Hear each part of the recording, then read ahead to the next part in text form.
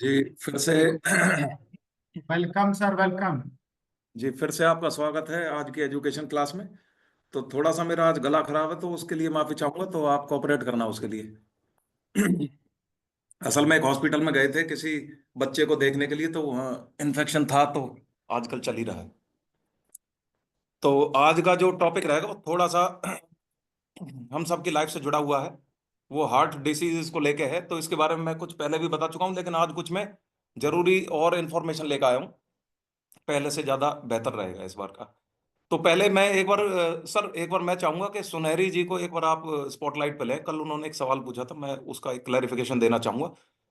तो अगर आप उनको एक बार स्पॉटलाइट पे ला सके तो। उनका वीडियो ऑफ है अमित। अगर वो वीडियो ऑन होगा तो। जी जी अभी मैं। उन्होंने। हाँ हाँ। हाँ जी। जी नमस्कार सुनहरी जी। Sir good morning. देखिए, अगर आपको तकलीफ ना हो तो मैं वो जो आपने कल वो एक भेजा था, तो मैं उसको अभी सबके सामने बता सकूं तो। नहीं हाँ तो सर आप चाहें तो मैं उसको प्राइवेट में भी बता सकता हूँ। नहीं, कोई दिक्कत नहीं सर। कोई बात नहीं। तो आपने एक सवाल पूछा था, एक मतलब डॉक्टर ने एक डायग्नोज किया था जिसको बोलते हैं इडियोपैथिक इंट्राक्रेनियल हाइपरटेंशन। यस। तो इसका मतलब मैं आपको समझा देता हूँ पहले इसके बारे में क्या। इसके बारे में मुझे पता था, लेकिन कल मैं उसके नाम को सुन नहीं पाया था ध्यान से। तो देखिए, इसको आपको ऐसे समझना पड़ेगा। मैं इस नाम को तीन हिस्सों में तोड़ देता हूँ। तो इडियोपैथिक का मतलब होता है, इडियोपैथिक का मतलब होता है जिसके बारे में कोई इंफॉर्मेशन ना हो, जिसके बारे में पता ही ना हो कुछ, उसको इडियोपैथिक कह देते हैं। इंट्राक्रेनियल का मतलब क्या होता है? देखिए, जो हमारा नर्वस सिस्टम है इसको दो तीन हिस्सों में बांटा गया। तो ये क्रेनियल नर्वस सिस्टम हमारा ऊपर वाला हिस्सा होता है। जो ब्रेन वाला जो हिस्सा है इसको क्रेनियल कह देते हैं। तो इंट्राक्रेनियल का मतलब है कि जो हमारा क्रेनियल, जो हमारा स्कल है, यानी जो हमारी खोपड़ी है, इस हिस्से की बात कर रहे हैं। इसको बोलते हैं इंट्राक्रेनियल। अब तीसरा शब्द है जो आपने सुना ही होगा, हाइपरटेंशन। हाइपोटेंशन और हाइपरटेंशन का मतलब आपको पता ही होगा कि हाइपर यानी कोई चीज तादाद से ज्यादा। तो अगर हमारा ब्लड प्रेशर बढ़ जाए, टेंशन हाइपरटेंशन, तो ब्लड प्रेशर अगर बढ़ जाए इस एरिया में, तो उसको इंट्राक्रेनियल हाइपरटेंशन कह देते हैं। तो जो डिटेक्ट हुआ है वो यही डिटेक्ट हुआ है कि इडियोपैथिक इंट्राक्रेनियल हाइपरटेंशन, यानी इस एरिया में ब्लड प्रेशर थोड़ा ज्यादा रहता है। अब मैं आपको समझाता हूं कि ये ब्लड प्रेशर ज्यादा क्यों होता है। ये एक बीमारी नहीं कह सकते इसको, क्योंकि अगर ब्लड प्रेशर पूरी बॉडी में इंक्रीज कर रहा है आपका, तो एक बीमारी है। उसको हम खाना पीना चेंज करके ठीक कर सकते हैं। लेकिन अगर स्पेशली इस एरिया में अगर ब्लड प्रेशर इंक्रीज कर रहा है, तो प्रॉब्लम इस एरिया में है, ना कि पूरी बॉडी के साथ। अब मैं इसको समझाता हूं आपको ऐसे कि ये डिटेक्ट हुआ था करीब आज से 25-30 साल पहले के आसपास। ये इसको पकड़ में मतलब वैज्ञानिकों के आया था ये। और इसमें ये पाया गया कि जो महिलाएं होती हैं उनमें से 20 में से 19 को ये महिलाओं को होता है। और सिर्फ एक ही आदमी को होगा, पुरुष को एक को ही होगा, 19 महिलाओं को होगा। यानी अगर 100 की बात करें तो 95 महिलाएं और 5। लेकिन इसका कारण आज तक किसी को पता ही नहीं लग पाया है। अब होता क्या है, मैं इसको थोड़ा एक डायग्राम से आपको समझाऊंगा। तो आपको समझना है। मैं स्कल बनाऊंगा आपके सामने। तो ये हमारी एक स्कल है, ठीक है। अगर हम स्कल की बात करते हैं, ये एरिया हमारा स्कल का होता है, जो खोपड़ी होती है वो इस एरिया की बात कर रहे हैं हम। तो ये हमारी आंख होती है। आंख की जो ऑप्टिक नर्व्स हैं ये ऊपर ब्रेन में जाती हैं। हम्म। अब होता क्या है कि एक सेरेब्रो स्पाइनल फ्लूइड होता है, जिसको वैज्ञानिक बोलते हैं कि जो हमारे स्कल के और जो स्पाइन होती है और ये जो हमारा ब्रेन होता है, इनके बीच में होता है वो कहीं पे। यानी कि अगर ये हड्डी है हमारी, तो इसके अंदर यहाँ पर हमारा एक सेरेब्रो स्पाइनल फ्लूइड होता है। सेरेब्रो यानी हमारा ब्रेन का ये हिस्सा, सेरेब्रम कहते हैं जिसको, और सेरेबलम, ये दो हिस्से होते हैं। और ये पीछे वाला मेडुला ओब्लोंगेटा कहते हैं इसको। तो अगर हम सेरेब्रम की बात करते हैं या सेरेबलम की बात करते हैं, तो सेरेब्रो स्पाइनल फ्लूइड हमारा यहाँ कहीं प्रेजेंट होता है, इनके बीच में, खोपड़ी के और हमारा जो मांस का जो हिस्सा होता है इसके बीच में। अब अगर मान लीजिए किसी अननोन रीजंस की वजह से मेरा ये प्रेशर जो है ये बढ़ना स्टार्ट हो जाए, यानी ये स्पाइनल जो फ्लूइड है इसका प्रेशर बढ़ना स्टार्ट हो जाए, तो ये क्या करेगा, ये दबाव देगा इस ब्रेन के हिस्से पे। इस हिस्से पे दबाव पैदा करेगा ये। जब ये दबाव जो है ये हमारा ऑप्टिकल नर्व्स को अफेक्ट करने लगे, तो ये हमारी विजन को अफेक्ट करेगा। यानी हमारी नज़र जो है वो थोड़ी धुंधली हो जाएगी, या हमें थोड़ा सा हेडेक आने स्टार्ट हो जाएंगे, या फिर हमें चक्कर आने स्टार्ट हो जाएंगे, या फिर इस तरह की जो ऑप्टिकल नर्व से जो रिलेटेड जो परेशानियां हैं वो आनी स्टार्ट हो जाएंगी। तो इसको बोलते हैं ये हमारा इंट्राक्रेनियल जो हमने बताया, इडियोपैथिक इंट्राक्रेनियल हाइपरटेंशन। अब इस बीमारी का ना तो कोई आज तक सॉल्यूशन पता लगा है, ना इसका ये पता लगा है कि ये आती क्यों है। तो डॉक्टर्स ने क्या करा है, इसको एक ऐसा एलिमेंट बनाया जिससे हम इस प्रेशर को थोड़ा सा मैनेज कर सकते हैं। तो इसमें वो कुछ 4 या 5 दवाई देते हैं, मैं उन दवाइयों को आपको बता देता हूँ। और ये दवाइयां जो आपको बताई हैं वही है, यही वही दवाई है। डायामॉक्स होती है एक, तो ये डायमॉक्स क्या करती है, इस प्रेशर को कम करती है, यानी जो हमारा सेरेब्रल जो फ्लूइड है इसको बनने से रोक देती है, क्योंकि ऑलरेडी इतना ज्यादा है कि उसको रोक देगी।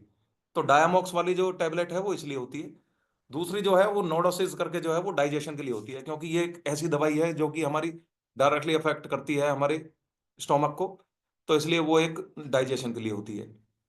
तीसरी प्रेडमेट करके दी है, ये एलर्जी के लिए होती है, क्योंकि आंखों में अगर एलर्जी या कुछ ऐसा दिखाई दे या आपको कुछ शिकायत दिखा दे रही हो, तो ये उसको ट्रीट करने के लिए। ये सिर्फ बेसिकली कंट्रोल कर रहे हैं, ये ट्रीट नहीं करती चीजें। तो मैं कोई डॉक्टर तो हूं नहीं, लेकिन डॉक्टर को आप मानना, मैं तो खाली बस क्लैरिफिकेशन दे रहा हूं कि कौन सी दवाई क्या काम करती है। चलना आपको डॉक्टर के हिसाब से ही है। उसके बाद है फिर एक डेप्रान। ये डेप्रान जो होती है ये एंग्जाइटी के लिए होती है, कि जब कई बार इस तरह की एंग्जाइटी हो जाती है कि हमें हमारा ब्लड प्रेशर उससे भी बढ़ जाता है, तो वो एंग्जाइटी को रोकने के लिए, परेशानियों को, मतलब दिमाग में उथल पुथल जो चलती है उसको रोकने के लिए फिर ये डीप्रेन दे देते हैं। इसको एल्प्राजोलम भी कह देते हैं, एल्प्रैक्स भी कह देते हैं। और उसके बाद फिर नेप्रा जो है ये पेन किलर होती है। ये इबुप्रोफेन की तरह होती है, कि जैसे अगर मान लीजिए दर्द हो रहा है आंख के इस हिस्से में या सर के दर्द की अगर शिकायत है, तो उसमें ये नेप्रा करके दवाई होती है। तो ये उसको दे के कंट्रोल करते हैं प्रॉब्लम्स को। अब बात करते हैं कि इसको कैसे ठीक किया जा सकता है। देखिए, ठीक करने का मैं क्या बताऊंगा जब डॉक्टर्स को ही नहीं पता। लेकिन मैं ये मानता हूं कि अगर हम जैसे अभी रिवर्सिबल प्रॉब्लम्स की बात कर रहे थे, कि अगर हम न्यूट्रिशन सही से लेते हैं तो बॉडी के ज्यादा चांसेस होते हैं कि प्रॉब्लम्स डेवलप ही ना हो। अगर हो रही हैं तो उसको देखिए रोका जा सके, या फिर अगर वर्स ना हो, ऐसी कंडीशन हो, या फिर जेनेटिक अगर नहीं है तो अगर न्यूट्रिशन से जुड़ा हुआ सारा, मैंने बताया था एक बार मेरी बाइक है, उसमें कोई भी नट बोल्ट ऐसा नहीं है जो किसी काम का ना हो। पूरी बाइक के अंदर मैंने खोल के देखी थी, एक भी पुर्जा मुझे उसमें ऐसा नहीं दिखा कि जो उन्होंने लगा दिया हो। वो यूएस में बनती है, मिलवॉकी में। उन्होंने कोई भी एक नट ऐसा नहीं दिया जिसका मतलब कोई काम ना हो। मैं सोचता था कि कोई ऐसा इक्विपमेंट डाल दिया हो, देखते हैं कि जिसका बाद में कोई काम हो, लेकिन कोई भी ऐसा सिस्टम नहीं लगा जिसका कोई काम ना हो। ऐसी हमारी बॉडी है, इसमें कोई भी हिस्सा ऐसा नहीं है जिसका कोई काम ना हो, चाहे वो सेरेब्रो स्पाइनल फ्लूइड है, ऑप्टिक नर्व्स हैं, स्कल है, हर चीज का एक काम है। नेल्स का, बाल का भी काम है। लेकिन अगर ये काम ढंग से करे, हर चीज अपना ढंग से काम करे, तो पूरी बॉडी ढंग से काम करती है। तो ढंग से काम कराने के लिए क्या होता है, हम क्या दे रहे हैं अपनी बॉडी को, हम दे रहे हैं न्यूट्रिशन। अगर हम न्यूट्रिशन सही दे रहे हैं अपनी बॉडी को, और जेनेटिकली हम ठीक हैं, और हमारा वातावरण ठीक है, हम पॉल्यूशन में नहीं है, हम जो है हमारी आदतें गंदी नहीं है, लाइफस्टाइल हमारा ठीक है, तो जाहिर सी बात है कि चांसेस यही रहेंगे कि आप हेल्दी लाइफ जियोगे, जब तक उसमें एजिंग इफेक्ट ना आ जाए। अब एजिंग इफेक्ट आ जाएगा या कोई एक्सीडेंट हो जाए या हादसा हो जाए, तो उसको एक उसको अलग रख सकते हैं उस चीज को। तो हमें यही है कि अपना न्यूट्रिशन ठीक रखना है। तो हो सकता है ये रिवर्सिबल भी हो जाए, क्योंकि अभी इसके बारे में ज्यादा जानकारी है नहीं। तो अभी सिर्फ उनको मैनेज करने के लिए दवाइयां दी जा रही हैं, तो उनको हम मैनेज कर सकते हैं। तो आपका कोई सवाल हो तो आप पूछ सकते हो बाद में। अभी हम अपने एजुकेशन क्लास की तरफ चलते हैं। देखिए, बहुत इंपॉर्टेंट चीज मैं आज लेकर आया हूँ आपके सामने, हार्ट डिसऑर्डर को लेकर आया हूँ, या हार्ट डिसीजेस को लेकर आए हैं। तो ध्यान से आपको समझना है, मैं इसमें डायग्राम का मदद लेकर आपको समझाऊंगा। हार्ट डिसीजेस के बारे में आजकल हम क्यों बात कर रहे हैं, मैं क्यों इस टॉपिक को बार बार लेकर आता हूँ। हार्ट डिसीजेस इसलिए लेकर आता हूँ कि देखिए, ये डायरेक्टली कनेक्टेड है हमारे major part of the country deaths के से रिलेटेड है। एक्सीडेंट में लोग जितने नहीं मरते हैं, जितने हार्ट अटैक से मर रहे हैं आजकल। और हार्ट अटैक चोजन बीमारी होती है। अगर ईश्वर ने तुम्हें मतलब जेनेटिकली नहीं दी है, तो ये चोजन ही होती है।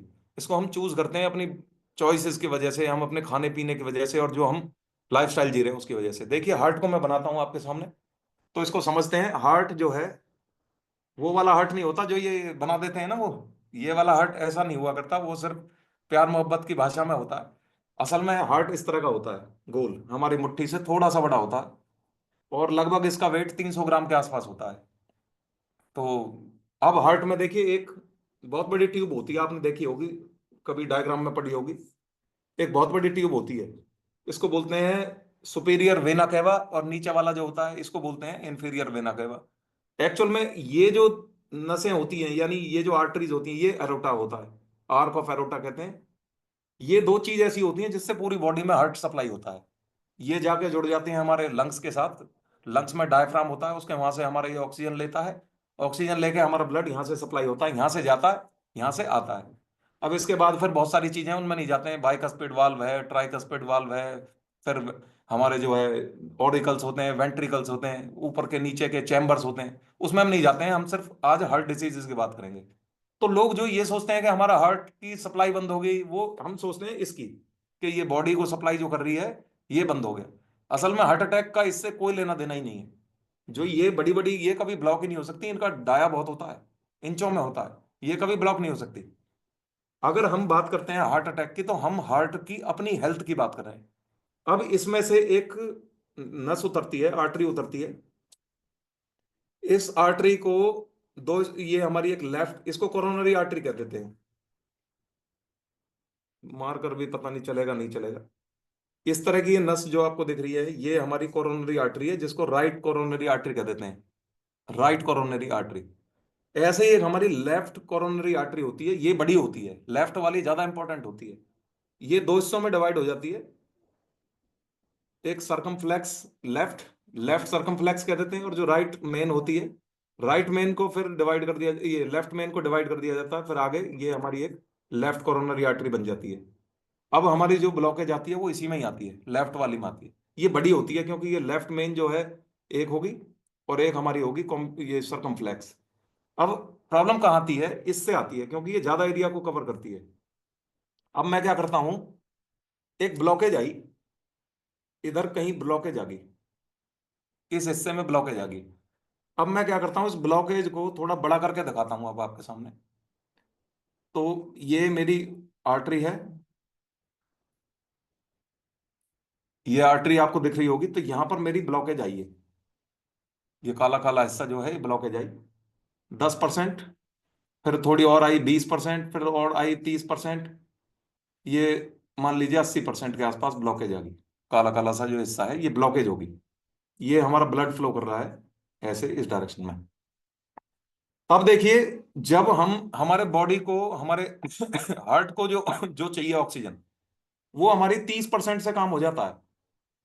हमारी जो इतनी हार्ट को ऑक्सीजन ज्यादा की जरूरत नहीं है, कि ये भगवान ने पता नहीं क्यों इतनी बड़ी बड़ी बीन्स बना दी। शायद ये बना दी होंगी कि इंसान गलत सलत खाएगा तो चलो उसको थोड़ा मौका दे देते हैं खाने का, लेकिन इसको जरूरत है 30% की ऑक्सीजन की। तो देखिए, और ये 30% जो है, 30 भी ज्यादा नहीं होती, 10 ही होती है। 10, 20, 30 जो है, ये depending on the work you are doing, इस पे डिसाइड होता है।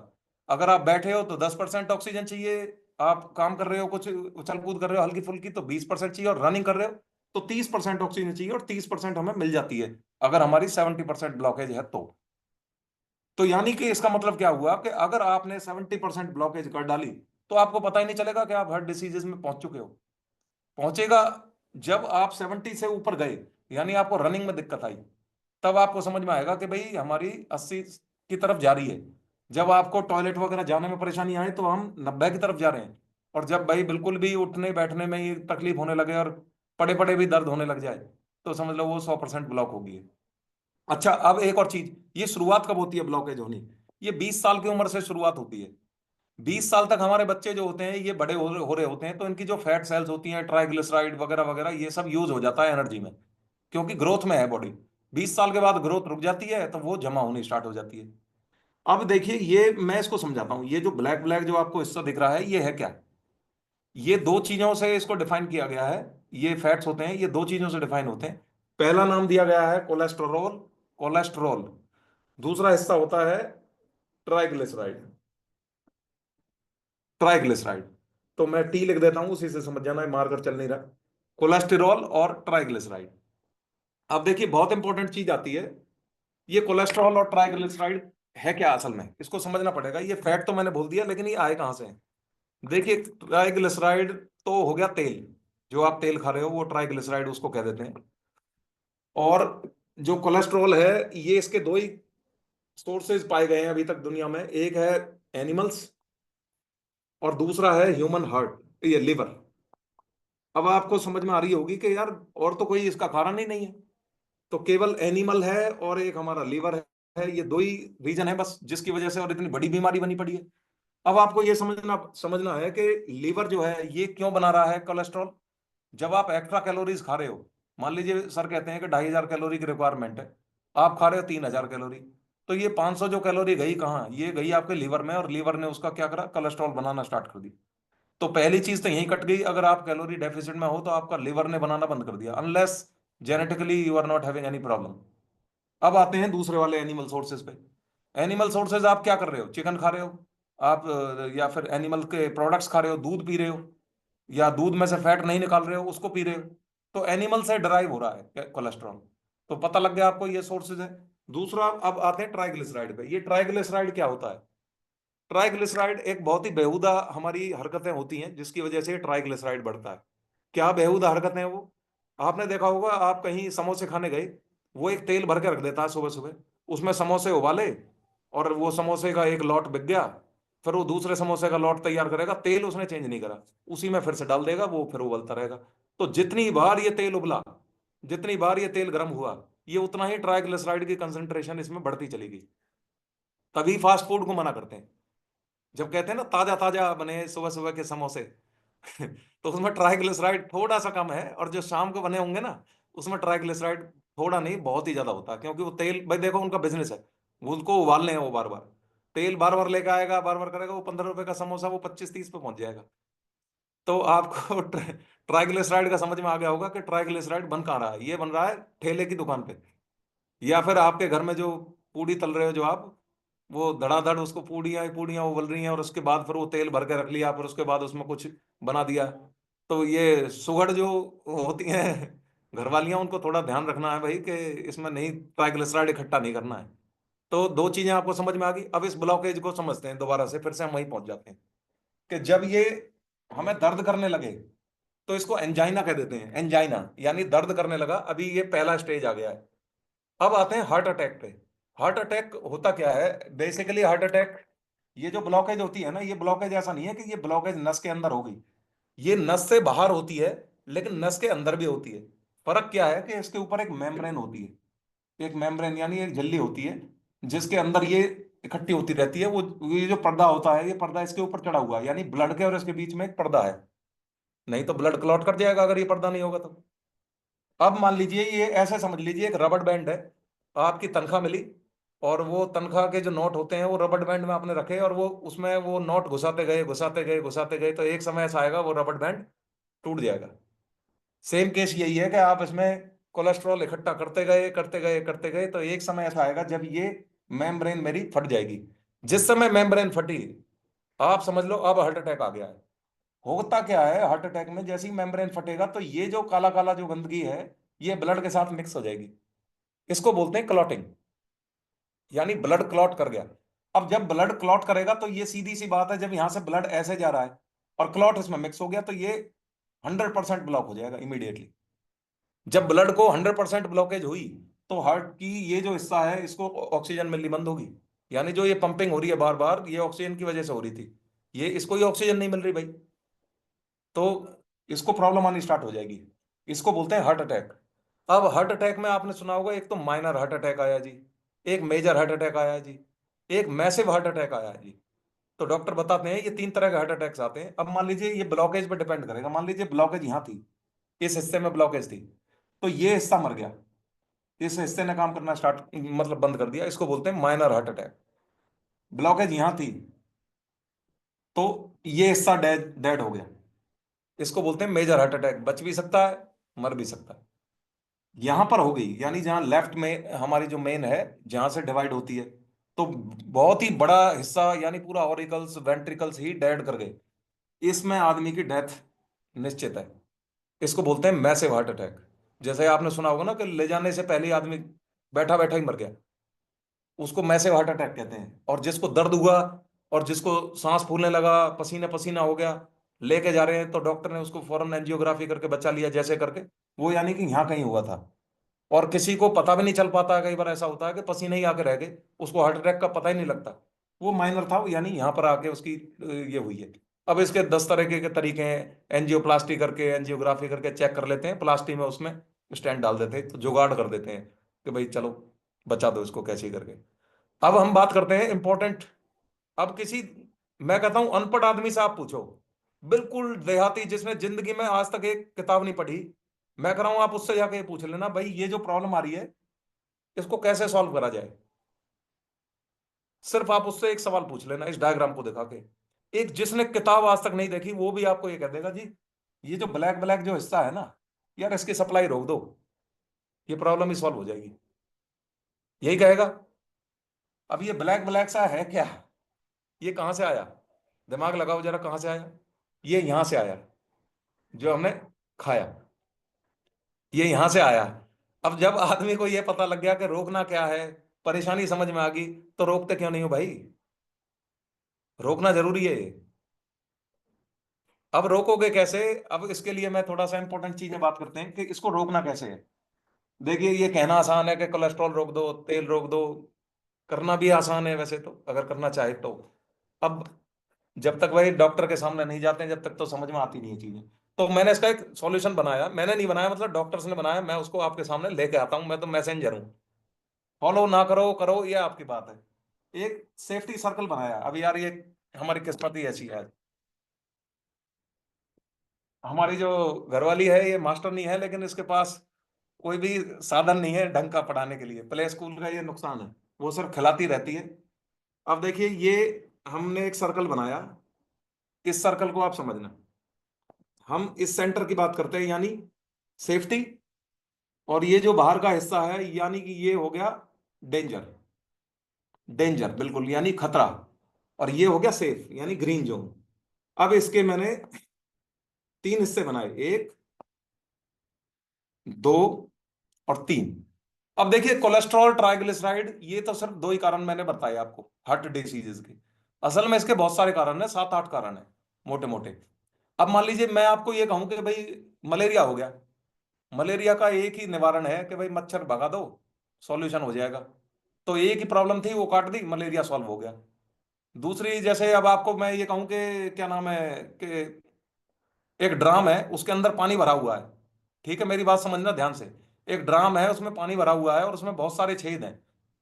तो मैं आपसे कहूंगा ये पानी रोकना है, तो आप क्या करोगे, 2-3 छेद रोकोगे या पूरा छेद रोकोगे? आपको सारे छेद रोकने पड़ेंगे, जितने भी उसमें छेद हैं सारे होल्स रोकने पड़ेंगे।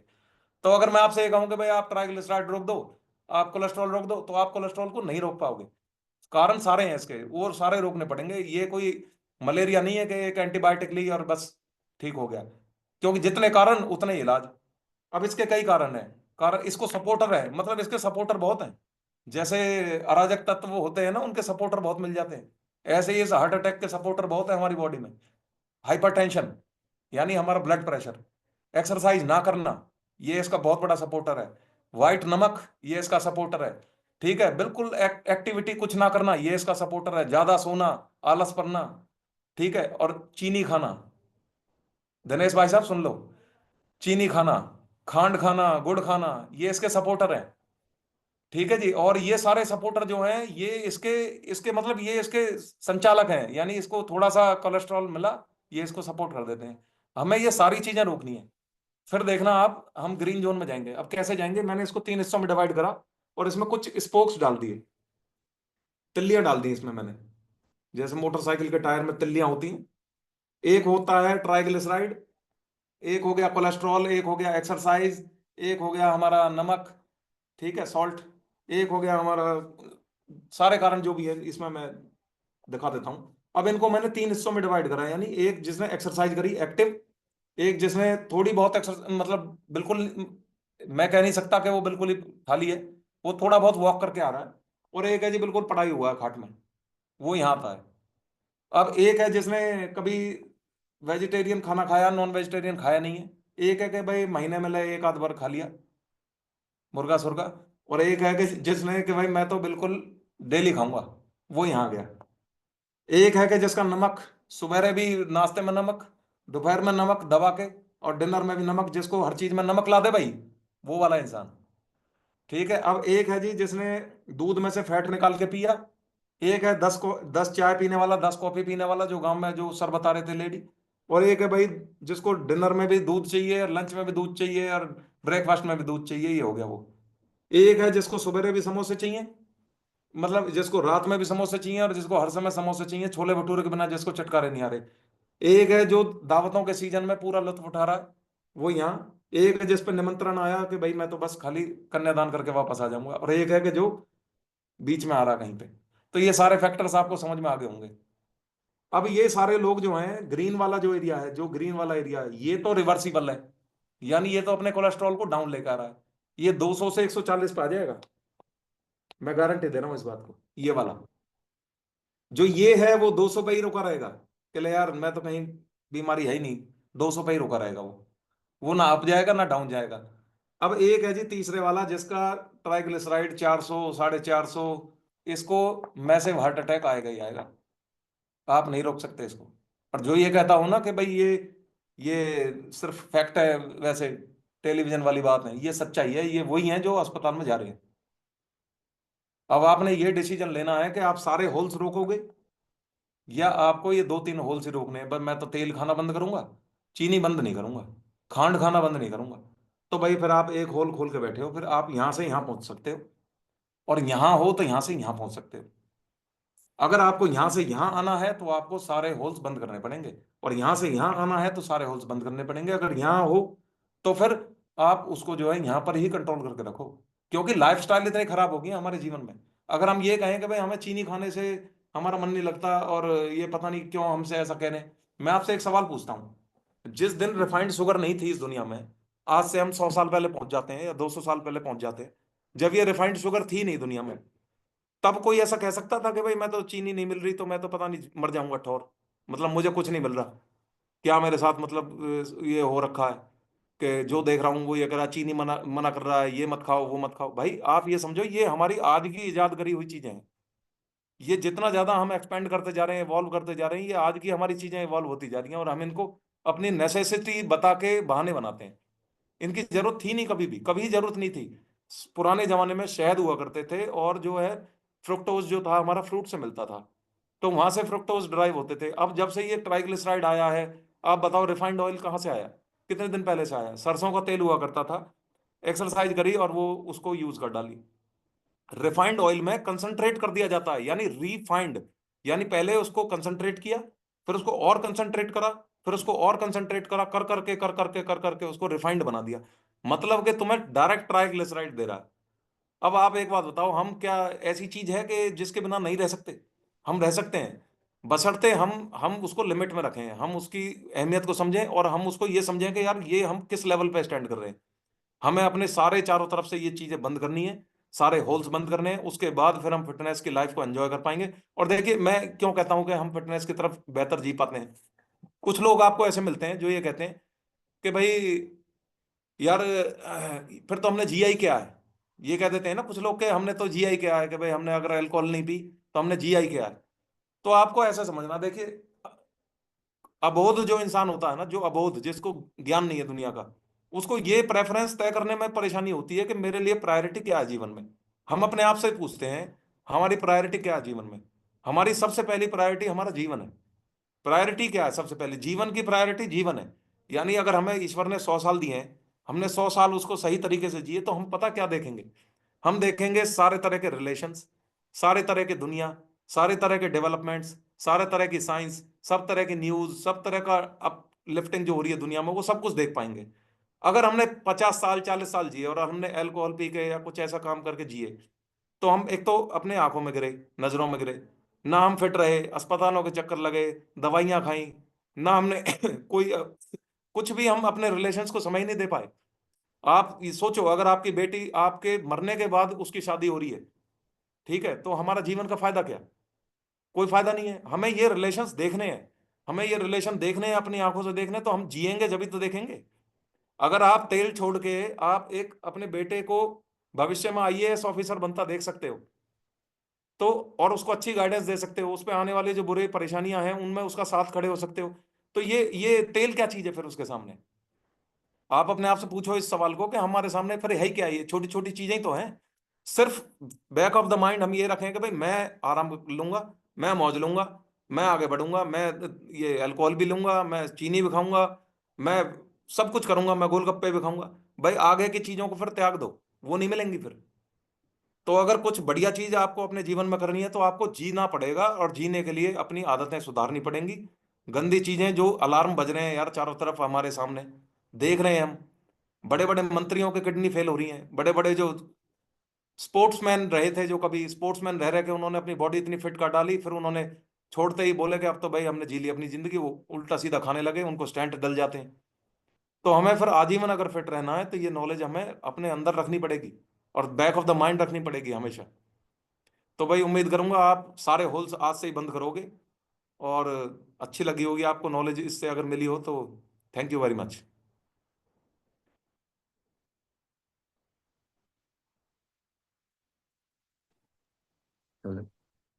मेरा एक क्वेश्चन है जी। हाँ जी, हाँ जी। जो हमारा ये नेचुरल अपना ऑयल है, मस्टर्ड ऑयल, हाँ सरसों का जी। तेल, जो हम खेत में बोते हैं सरसों और उसका हम निकलवाते हैं खुद, तो हम्म। ये ठीक है या फिर ये भी अभी अभी उसी ग्राफ में आता है भैया? कपिल, मैं तुम्हें एक दो चीजें समझाऊंगा इसको ना, बेसिक, इसका बेसिक समझते हैं। जी जी। देखिए, जब जो हम आज से ना 40-50 साल पहले पहुंचते हैं या 100 साल पहले पहुंच जाते हैं, जी। जब हमारे एक्सरसाइज के ना पैटर्न अलग थे। हम्म। एक किसान की, हमारा एक कृषि प्रधान कंट्री है, इसमें हमारे बिजनेसमैन वगैरह तो ये स्टार्टअप्स अब पैदा हुए हैं 10-20 साल पहले। कृषि प्रधान देश में हार्ट अटैक्स वगैरह नहीं आया करते थे। क्यों नहीं आया करते थे ज्यादा?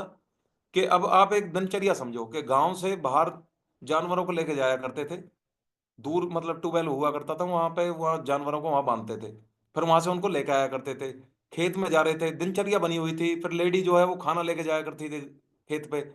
तो ये जो दिनचर्या थी ये 80% आदमी फॉलो करता था। तब आप तेल खाओ, चीनी खाओ, जो कुछ भी खाओ, ये कैलोरी मैनेजमेंट का खेल है सारा। जब वो कैलोरी जा रही है पेट में, ऑयल की भी कैलोरी होती है, ठीक है, बॉडी कीटोजेनेसिस में जाती थी, वो वहां से ड्राइव करती थी, ओमेगा 3 ले लिया, ये सब ले लिया, सरसों का तेल है, जो कुछ भी है वो सारा यूज हो गया, और वो उसके बाद बॉडी ने उसको कंसंट्रेट करके पचा लिया। अब मैं अब आपसे बात करता हूँ कि अगर मुझे आज जिम जाना है, ठीक है, मैं अगर जिम जाऊंगा तो मैं कैसे जाऊंगा, आप बताओ मुझे। अगर आप जिम जाओगे तो कैसे जाओगे? मोटरसाइकिल से जाओगे? बिल्कुल जी। पैदल तो चल के नहीं जाओगे। आप फिट होने के लिए दौड़ लगा के नहीं जा रहे, आप फिट होने के लिए मोटरसाइकिल पे जा रहे हो, और ऊपर से आपने वही दिनचर्या फॉलो करी जो आज से 100 साल पहले यूज होती थी। तो आप जी मुझे बताओ कि उनमें कैसे मैचिंग हो सकती है? अब ये अनप्रोसेस्ड जो फूड रहेगा, ये आपके कोलेस्ट्रॉल में कन्वर्ट होगा या नहीं होगा? लीवर करेगा कि नहीं करेगा? बिल्कुल करेगा जी। अगर हम मस्टर्ड ऑयल में और इसमें ये डिफरेंसेस निकालने की कोशिश करें ना, तो 19-20 का डिफरेंस है, खास डिफरेंस नहीं है। गाय का घी थोड़ा बेटर बताते हैं, उसकी वजह ये है कि गाय का जो घी है ना, इसका मेल्टिंग पॉइंट कम होता है एक तो, और इसमें कुछ ऐसे डाइटरी इंग्रेडिएंट्स हैं जो आज तक वैज्ञानिकों को भी नहीं पता चले। ये संदिग्ध है, मतलब इसके बेनिफिट्स भी मिल रहे हैं, उसमें कुछ ऐसे केमिकल्स हैं जो हमारी बॉडी को एसेंशियल्स होते हैं, इसलिए गाय के घी को अभी भी उसमें नहीं रखा गया, कोलेस्ट्रॉल, हाई कोलेस्ट्रॉल में नहीं रखा गया। तो लेकिन ये तो प्रूव हो चुका है कि सरसों का तेल हो, रिफाइंड ऑयल हो, और वर्जिन ऑलिव ऑयल हो, या कोई भी ग्राउंडनट ऑयल हो, ऑयल का कोई टेस्ट नहीं हुआ करता। अगर आप तेल को ऐसे टच करके अपने जीभ से चाक के देखोगे ना, ऑयल का कोई टेस्ट नहीं है। हम टेस्टलेस चीज को क्यों डाल रहे हैं फिर, आप समझाओ मुझे। जिस चीज का कोई टेस्ट नहीं है हम उसको क्यों डाल रहे हैं? हम इसलिए डाल रहे हैं कि यार हमने बहाने ये बनाए हुए हैं कि इससे सब्जी हमारी पच लेगी, इससे हमारा ये प्याज पक लेगी, इससे हमारे भुन भुन जाएंगे सारे धनिया वनिया जो भी हैं।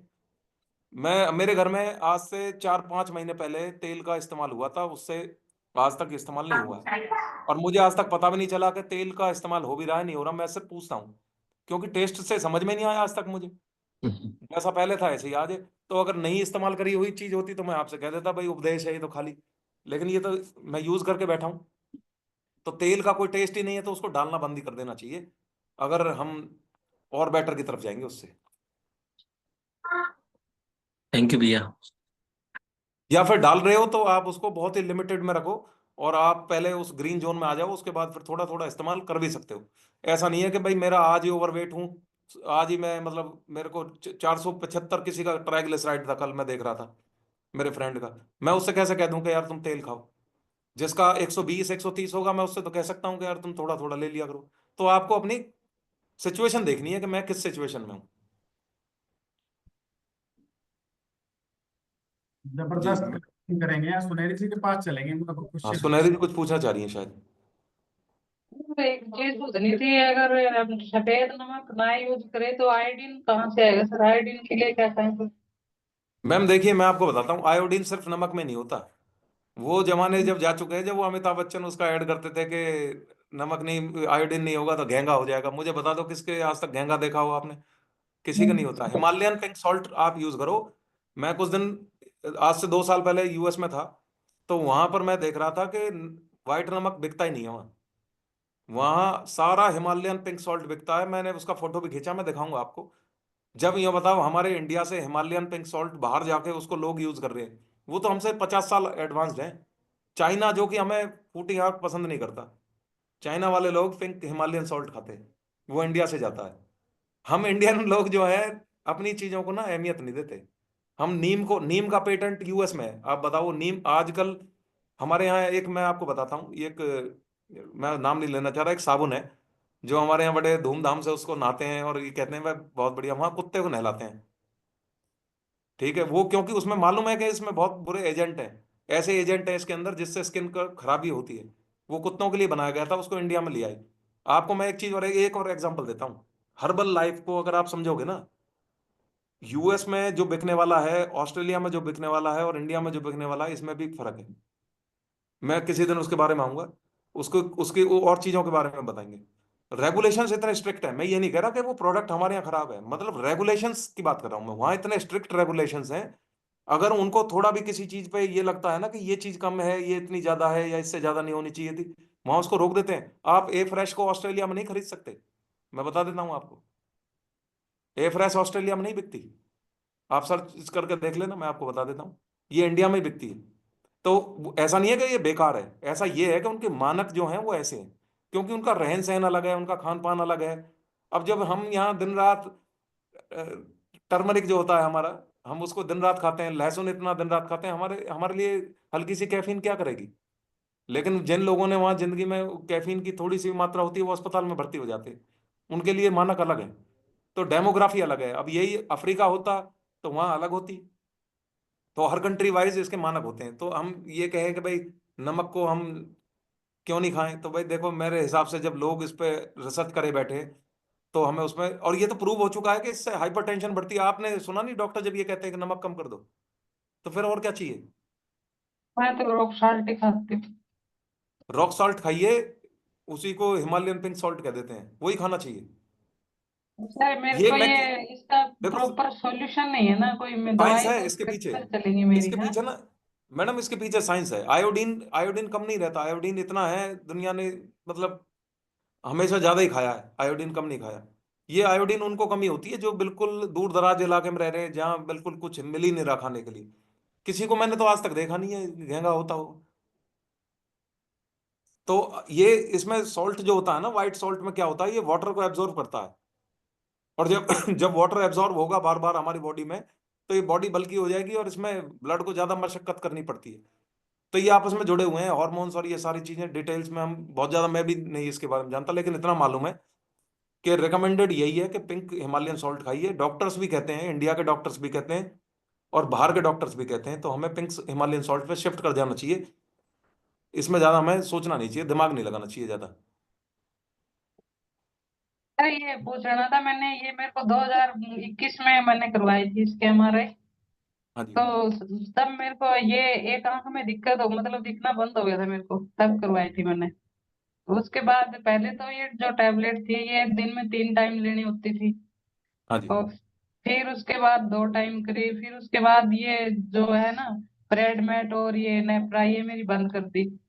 और अब सर मैं ये ले रही हूँ न्यूट्रिशन अपना। तो अब मैं कभी तो एक एक टाइम लेती हूँ या 2 दिन से एक बार लेती हूँ इसको। तो पहले से तो कम इफेक्ट है सर, पर पूरा सॉल्यूशन नहीं मिल रहा इसका। देखिए बहुत अच्छी बात है अगर आपको थोड़ा बहुत भी फायदा हुआ है इसका। तो ये तो देखिए दवाई तो है नहीं, न्यूट्रिशन हमारा, तो ये तो न्यूट्रिशन जो है ये तो आपकी बॉडी की रिक्वायरमेंट है। हाँ। आपको, अब हम कहते हैं कि हमारा जो ब्रेकफास्ट का सीरियल्स होते हैं या हमारे पराठे होते हैं या कुछ भी होते हैं, आप चार चार पांच पांच पराठे खाओगे, उसमें इतनी कैलोरी इकट्ठी कर लेते हो। उसको हमने क्या करा, रिप्लेस कर दिया है एक बढ़िया से शेक के साथ, जिसमें हमें 25 ग्राम प्रोटीन मिल गया, इंपॉर्टेंट हमारे न्यूट्रिशन मिल गए।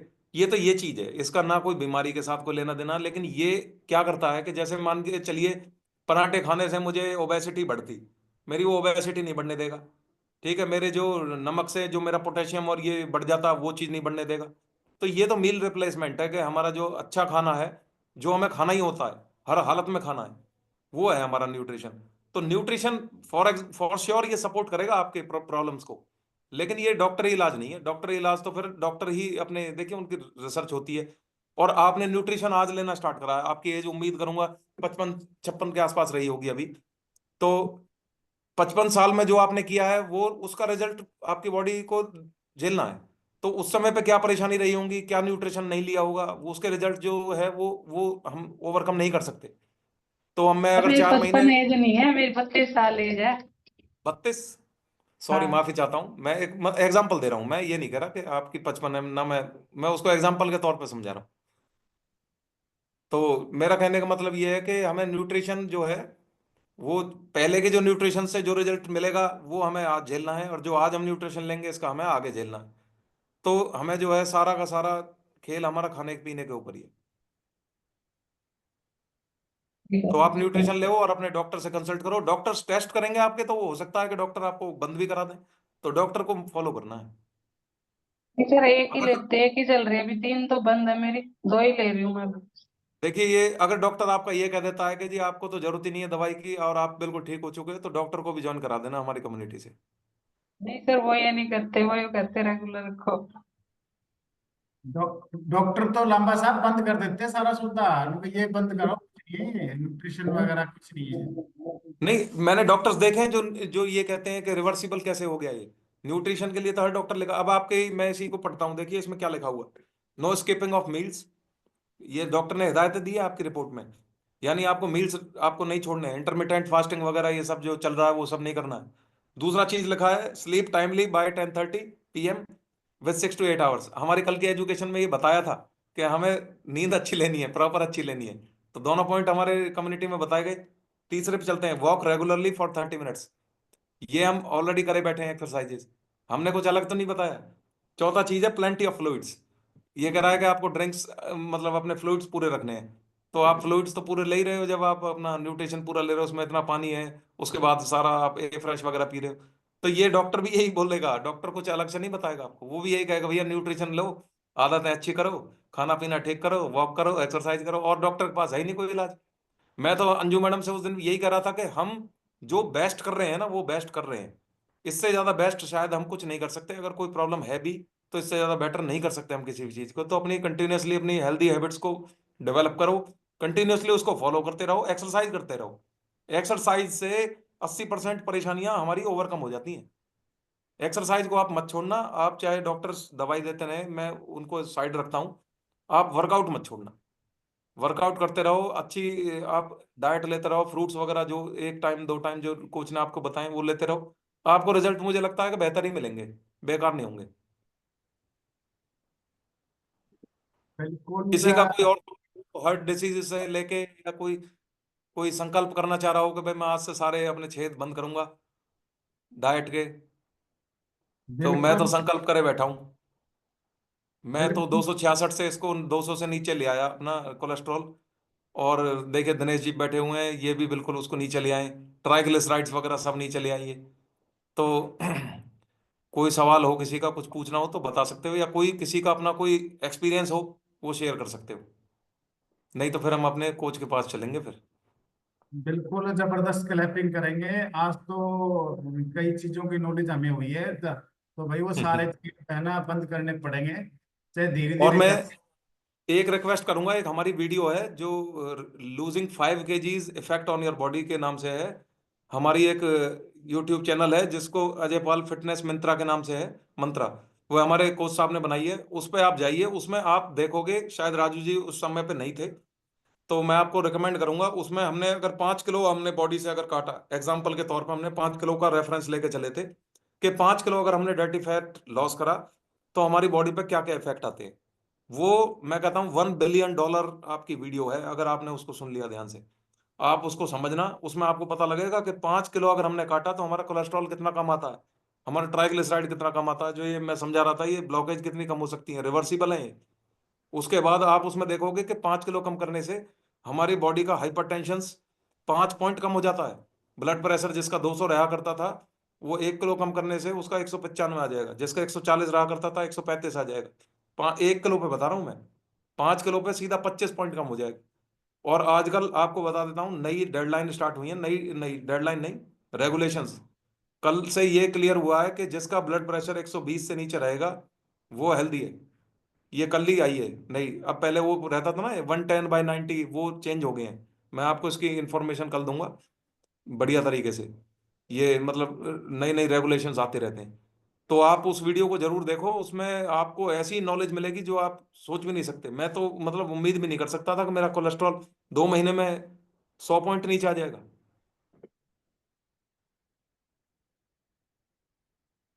बिल्कुल जबरदस्त नॉलेज दी आपने। पहले तो थैंक यू सो मच भैया आपका। आपने इतनी अच्छी इंफॉर्मेशन वेलकम इतने है कपिल जी। तरीके से दी। बहुत बिल्कुल सभी को, आई होप सभी को समझ आई होगी, सभी को ऑलमोस्ट। मेरा एक एक्सपीरियंस है उसका। मेरा एक फैटी लिवर था पहले।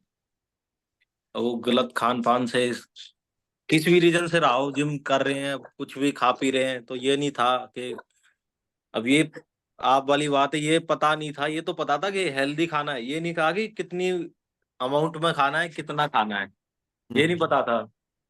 तो एक्सरसाइज करते थे बढ़िया, अपना जिम मारते थे और अच्छा खा दवा के खाते थे। तो मेरा फैटी लिवर ग्रेड 2 था।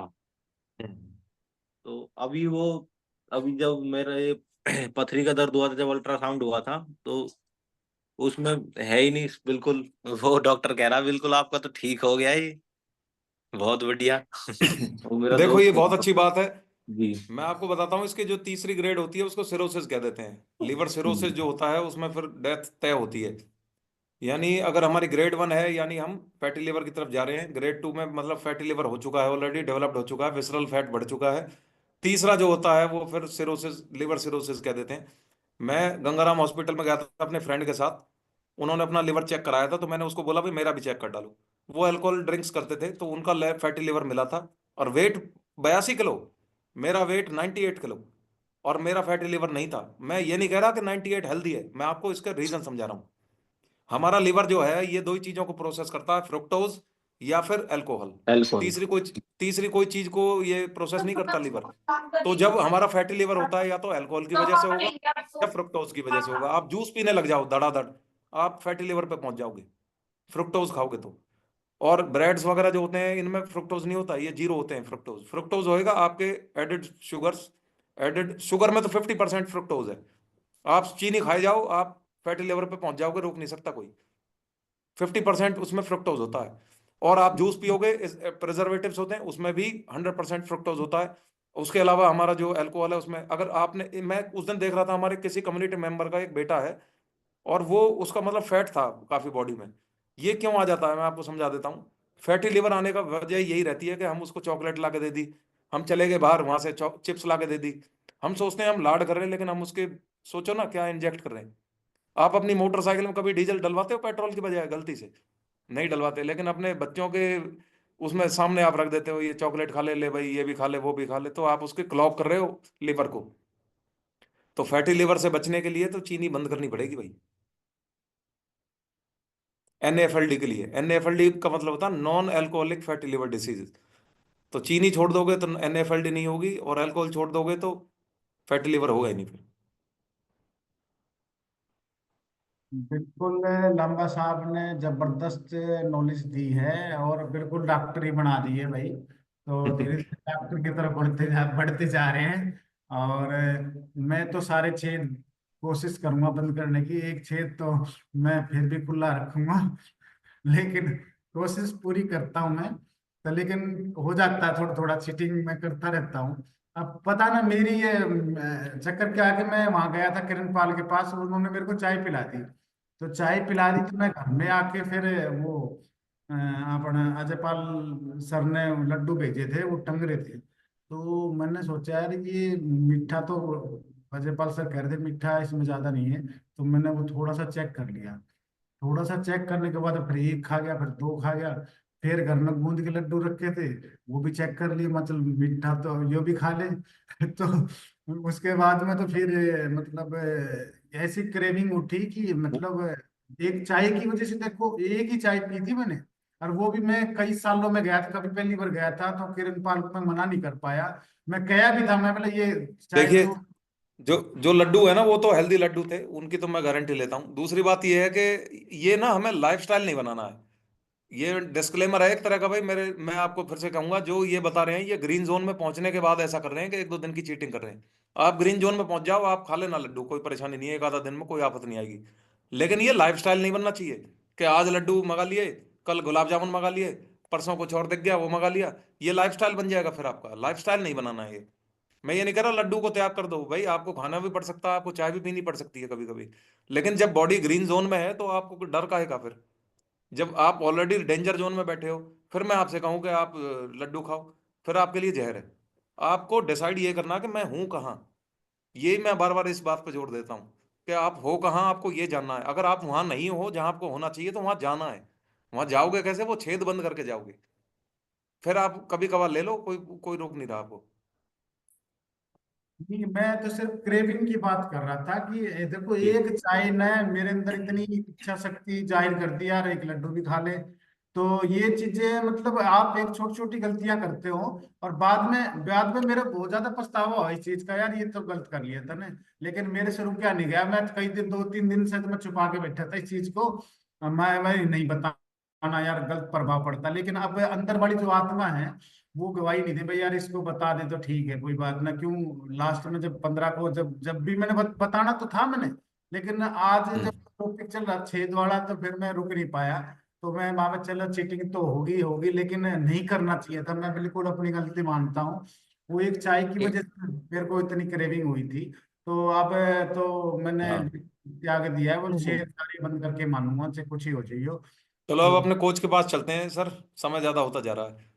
थैंक यू लंबा साहब, भाई जबरदस्त नॉलेज दी है। थैंक यू तो वेरी मच। सारे छेद बंद करवा के मानोगे भाई, कोई देखिए, आप छेद। सब मेरे परिवार वाले हो, और मैं कोशिश ये करता हूँ कि मेरे परिवार जितने भी लोग हो, आप फिट रहो और हम एक दूसरे के साथ ज्यादा से ज्यादा समय बिताएं। हमें अभी आगे आने वाले 50 साल बिताने एक दूसरे के साथ। मैं तो यही कहूंगा कि 50 साल तक हमें एक दूसरे के साथ रहना। और जिस दिन भी कोई इंसान फिट हो गया, मतलब सारे फिट हो गए, जब जिस दिन हम, हमारा ये लक्ष्य होना चाहिए। अगर एक भी इंसान हम में से अनफिट रह गया या हमें छोड़ के बाहर गया, तो वो मतलब हमारे लिए हार है एक तरह की। तो मैं सारे आदमी को फिट देखना चाहूंगा, और एक दिन सारे लाइव आएंगे और सारे अपनी लाइफ की जर्नी, पिछले 40 साल जो हमने एक साथ बिताए थे, 2024 से शुरू करे थे, हम एक दिन शेयर कर रहे होंगे। ये ड्रीम है मेरा। मैं इसलिए सारी नॉलेज आपको देना चाह रहा हूँ जितनी हो सके, और मैं भी ले रहा हूँ ये आपके साथ साथ। बिल्कुल सर, आपका ड्रीम बिल्कुल पूरा करेंगे। और ये तो सिर्फ 24 ही लोग हैं, हम तो 24,000 लोगों को फिट करने वाले हैं। ये हमारा लक्ष्य बना हुआ है, हम तो करेंगे बिल्कुल, लगे रहेंगे, एक दिन सभी को करेंगे। तो अजयपाल सर के पास चलते हैं। हाँ जी। Thank you Dinesh. Thank you भाई अमित, बहुत बढ़िया, जबरदस्त। आज का वेलकम सर। आपका वर्कआउट भी बहुत बढ़िया था। देखिए सुमन आंटी ने जबरदस्त फ्लेक्सिबिलिटी के साथ वर्कआउट किया था, और मैं देख रहा था, आज मैंने ज्यादा वर्कआउट नहीं किया, मेरी थोड़ी सी तबीयत जो है कि डाउन है, ये ठंड लग गई कल। तो देखिए, लेकिन उसके बाद भी जो है कि मैं देख रहा था बहुत बढ़िया उन्होंने एक्सरसाइज की। उसके बाद जो हमारा एजुकेशन जो चला है प्रोसेस, बहुत ही जबरदस्त था। आज की जिसने एजुकेशन ले ली वो अपनी लाइफ में बदलाव जरूर कर लेगा, अगर किसी ने ध्यान से सुना है, गौर से सुना है। सारी चीजें बड़ी बारीकी से, बढ़िया एग्जाम्पल के साथ, रीजन के साथ बताई हैं कि किस वजह से हमें ये समस्याएं आती है। देखिए, कोई भी समस्या होती है उसकी कोई ना कोई वजह होती है, कोई भी अपनी जिंदगी में कोई भी बात होती है, कुछ भी होती है, उसकी कोई ना कोई वजह होती है। और जब तक हम उस वजह को नहीं जान पाते तब तक हम उसको ट्रीट नहीं कर सकते, ठीक नहीं कर सकते। तो अगर हमने उस वजह को जान लिया, उस वजह का हमें पता चल जाए, तो हम उस चीज को ओवरकम कर सकते हैं, उस चीज को हम रिवर्सिबल भी कर सकते हैं। तो बहुत ही बढ़िया ढंग से अमित भाई ने सारी चीजें बताई हैं, कैसे हम जो है कि कोलेस्ट्रॉल को, या जो हमारा ट्राइग्लिसराइड है उसको हम कैसे डाउन कर सकते हैं, कैसे कंट्रोल कर सकते हैं, कैसे हम अपनी हेल्थ को रिवर्सिबल कर सकते हैं। तो बहुत ही जबरदस्त नॉलेज थी। मुझे पर्सनली बहुत ही जो है कि चीजें सीखने को मिली हैं, और मैं अपनी लाइफ में देखिए छोटी छोटी चीजें इंप्लीमेंट करता रहता हूँ। और आज इस टॉपिक को सुनने के बाद मैं कुछ ना कुछ बदलाव करूंगा, और जो है कि उसके नतीजे आगे आपको शेयर करूंगा आपके साथ। तो बहुत बढ़िया, आप सभी ने इनको अपनी लाइफ में इंप्लीमेंट करना है और एक हेल्दी लाइफ को एंजॉय करना है, फिट रहना है। Thank you. कल फिर मिलेंगे नए टॉपिक के साथ, नई एनर्जी के साथ। तब तक के लिए नमस्कार।